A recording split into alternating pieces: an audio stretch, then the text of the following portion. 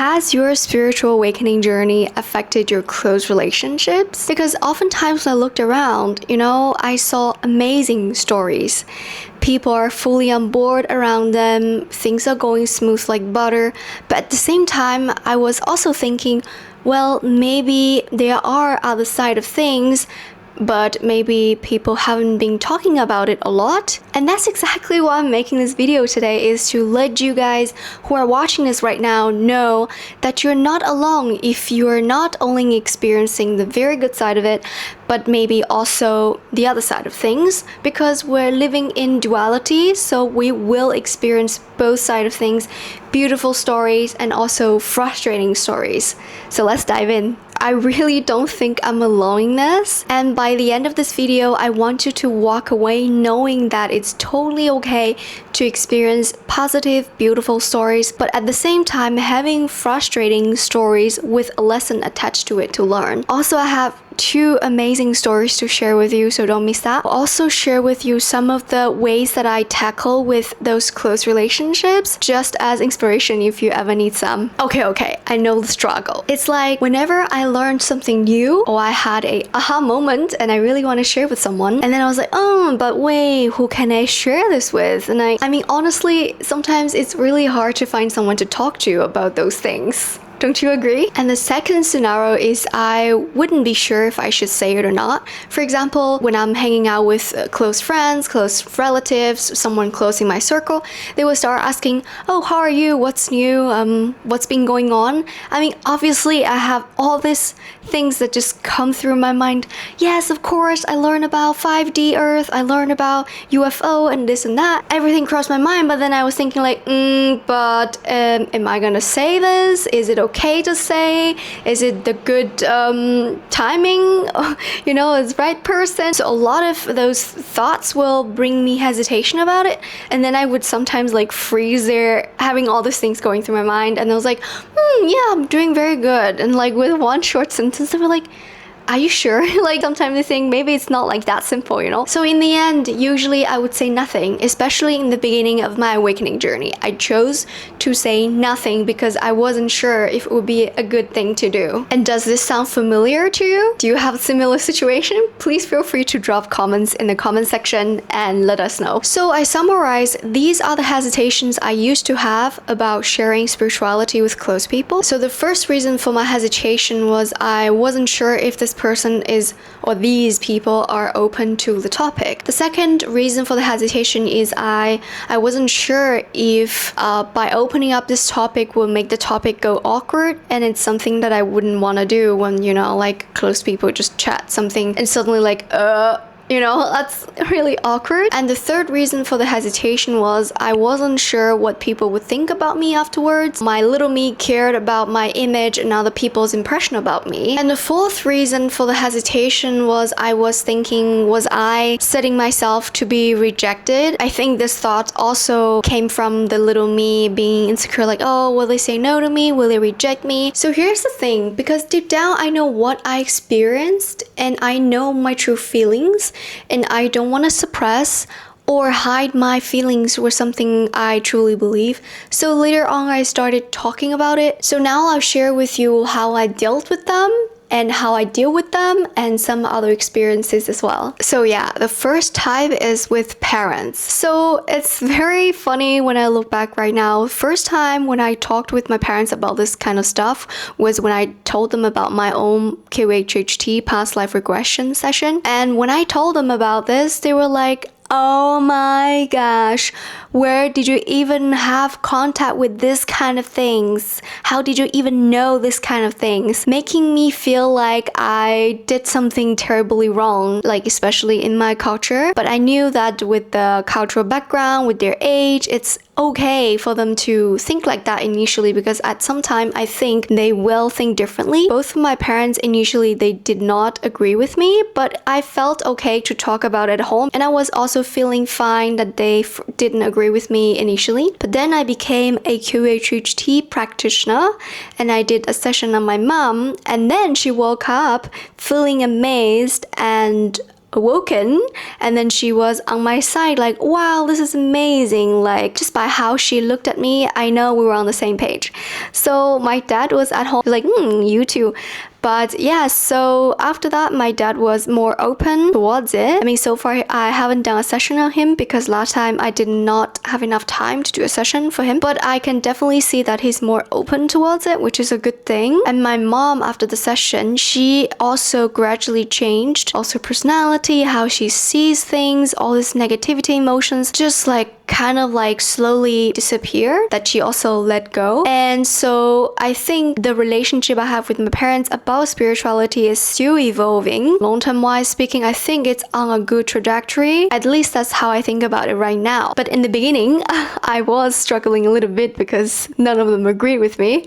But anyway, I think it's on a good path. And the second type of close relationship that I want to mention is the relationship between partners. I think this is a tricky one. Depends on each person's personal choice. The dynamics of the relationship changes quite a lot. Both people are kind of like open to it, awaken, or already on the journey. That would be really the best scenario, because you can always grow together, and maybe one person is more advanced, so the more advanced person can also, guide the other person, or even though they're on the same level, they can always grow together. And talking about spirituality wouldn't be a no-go zone. Then things get tricky when it's one partner who is already waking up or on the awakening journey, but the other one is either not awake or does not want to wake up despite all the information that's put in front of this person, or like everyone is talking about it, but this person just does not want to wake up or face up. Maybe it's not time yet, but maybe it's just personal choice at the moment. I think this one is difficult, but it does not mean it will stay forever like that. Sometimes it takes like a big life event that happens in the relationship, or for this person to wake up or start to realize that there is something out there, or maybe this person will stay not awake for a longer period of time. I think in this case, sometimes the topic about spirituality becomes like a no-go zone, a taboo at home, that you cannot talk about it. The gap of spirituality growth between the couple gets bigger and bigger. From my personal experience, I think it is difficult, but it's also probably a lesson for both sides to learn, especially for the one that is awake. I think because the person is more awake, I assume the person will understand more when someone is not awake, and how the 3D mindset is really, let's say, keeping them in the box. I think the person who is awake actually would be able to have more love and compassion towards the other person who is still not awake, and just try to be patient with love and compassion instead of, what I mean, like, oh, this person's not awake, it's bothering me, it's bothering our relationship. I really suggest that the person who is awake do not generate negative emotions because of the situation. Depends on where you are at the spirituality journey. If you're really advanced, probably those things wouldn't even bother you anymore. But I found, for example, on my journey, when sometimes I could be really positive, but sometimes I bounce back like, oh, I'm feeling quite low today, and those low energy thoughts will come into my mind. The whole thinking pattern will just like go low frequency. So I really think it's good to be patient with the other partner who is not awake, just to respect and love them how they are. And sometimes things take time, and just love them the way you love them. Everything is perfectly planned. And honestly, I think it's really not necessary to worry about the future. What it is what it is. What will come, will come. I think it's more important to really respect the other person, and also really come from a loving place, full of love and light and compassion and understanding for someone who is not awake. I know it's harder to do than say, but whenever there's a situation like this, when I sit down quietly, connect with my higher self, love is the only word that I hear. So that's something I really would love to share with you guys. And the third type of close relationship I want to talk about is friends. The first scenario is the ones that tune right in with you when you open up this topic. You can talk so many hours with them, like non-stop. I remember one of my close friends, once I told her about spirituality, she was like, what? I wanted to talk to you like 10 plus years ago, but I was afraid that you will think I was crazy, so I didn't. I was like, wait, what? We just missed 10 plus years being able to talk about this, but at least I feel it's good that we can talk about it right now. And she is actually way advanced than me, so I feel I could learn so much from her. That was a really, really funny story. I think that was a really cute story. And the second scenario is you will have friends who are not so wake, but they are open for spirituality, but they haven't done anything about it. This type of friends, they will listen to it as if, it's some new information. And the impression they would have about me, who is sharing, is more neutral. Later on, when they are actually on the journey, they would come and talk to me, ask me questions, because obviously they know, I can talk to this person about this, so they would actually come to talk to me. And the third type is the friends who are not so interested in this, or they're completely against it. They would think that I'm crazy, that I'm out of my mind, out of touch with reality, going crazy, and gradually they will fade out of my close circle. But I am totally respecting them. I respect their decision and, their free will, their choices, everything. Like, I really do, because you get to choose what you want to do in here. But yes, it could upset me, especially in the very beginning when I realized that they just cut cords with me. But I later on realized, if I really respect them, that wouldn't get me, because it's what they want to do. So I really just, hope the best for them, and maybe later they will be in contact again. Honestly, I think some of those people are still having great fear in them, even though, people who are coming from a good space, loving space, full of light and positivity, because they have fear deeply inside of their heart and mind, whenever they hear about something like this, they already tag them with like bad stuff. So yeah, but fundamentally I respect their choice and I respect them as who they are. I'll just like step back a little bit when they're stepping back for their comfort zone, and you never know, maybe you'll see them another time. So now it's the time to share with you two of my favorite stories so far. So the first story is there's a couple came to me for QHHT past life regression session, and so the wife is way more open and on the spirituality path and just like quite advanced, and her husband, who was still on the fence, not so sure about it, but also quite open for the experience. So the very beautiful thing is both of them had a session with me separately without talking to each other about their specific session. They both regressed to the same past life that they once lived together.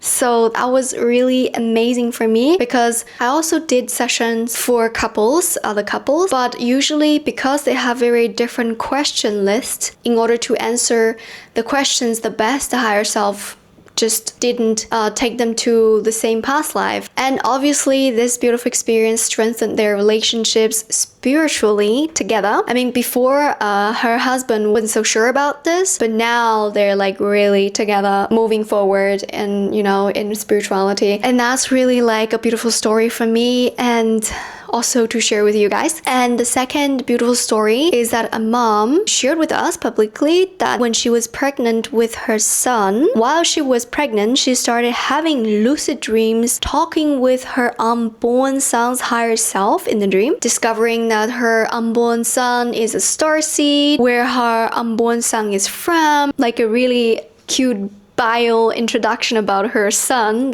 who was still not born yet, because those were lucid dreams she remembered pretty well. She documented them every morning when she woke up, and she literally made them into like a little book. And then I was like, wow, but does he know all about this? And she was like, yes. So she told him later on when he was a little bit older, like 8 or 10. So she gifted this little book that she wrote and kept for so long for him. One day your mom comes to you like, hey, this is the book that I talked with your higher self, and this is your identity. You're like, wait, what? It's also like, I think it's very unique experience. Yeah. And if you have your own stories or stories you want to share, please feel free to drop in the comment section so we can get to know different stories. So how I learned to handle these close relationships. I think looking back, it's a slow progress. It's definitely a process, because I can remember in the beginning, I did try to filter who to talk to and maybe bring up a little bit and see how they reacted. And then I will decide if to progress the topic or not. And then I still remember when I talked talked with one of my close friends.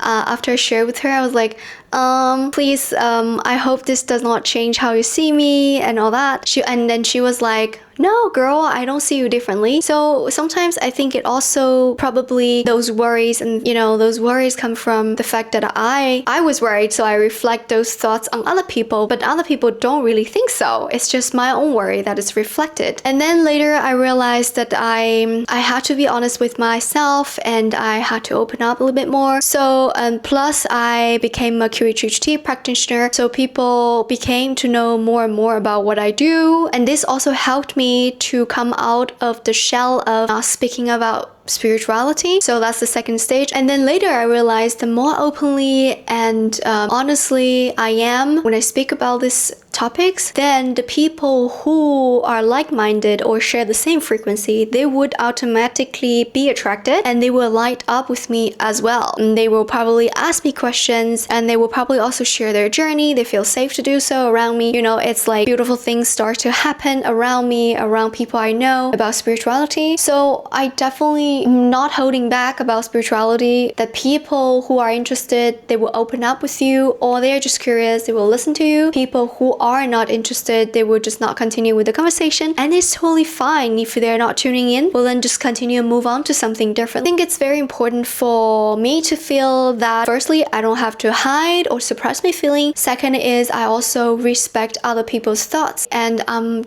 completely open for different stories, and I completely respect different stories because I know every person is unique, every story is unique, and all the stories has a value and maybe a lesson to learn, maybe a different angle to see things and grow together. So I think whatever that is beautiful. And honestly, it helps a lot because the earth is shifting.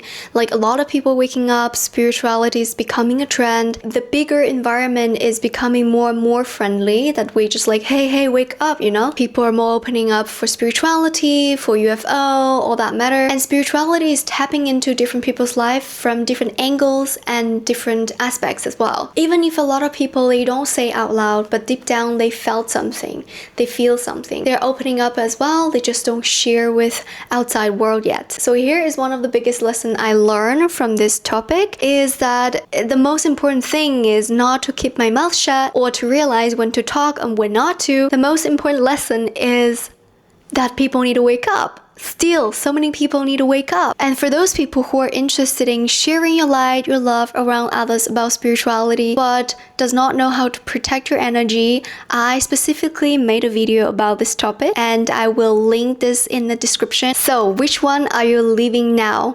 The hiding or the free expressing? Drop it in the comments, and if you have other stories to share, also feel free to let us know.